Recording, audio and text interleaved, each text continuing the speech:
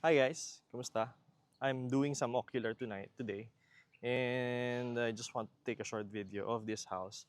Actually, itong nasa likod ko na bahay na to, this is actually in demand right now kasi I posted a video of one of the houses of this builder and then nabenta siya kagad after 2 weeks. Sobrang bilis lang. Like nag-inquire, let's say for example, nag-inquire today, nagbayaran sila the following day. And ang daming mga nag-inquire after that and naghahanap ng katulad doon na bahay. So, para po sa mga inquiries natin or those following us on YouTube and social media, this is actually soon to be finished by the end of the month, April, or first week of May. Same thing. May mga aircon, meron din siya mga kasama na mga range hood and also yung cooktop niya. Everything's included. So tara, ikutin natin siya. As you can see, halos patapos na rin siya. Meron ng ceiling. Hello po kuya, video lang.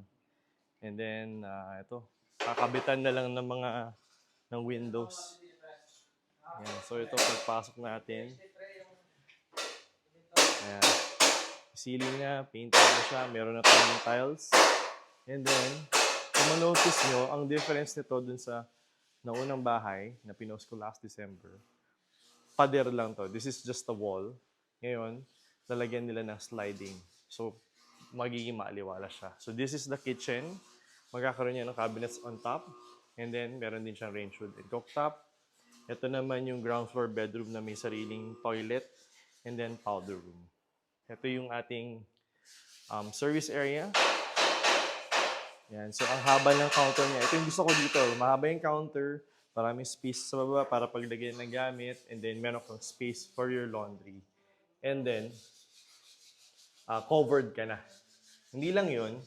Meron ka na ring gate dito. Siguro ang kulang lang dito is maid's room. Pero, most of the people buying at this price range and dito sa Segovia, hindi naman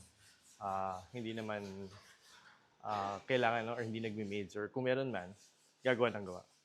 Okay, so follow nyo ako sa part 2 para makita niyo yung second floor.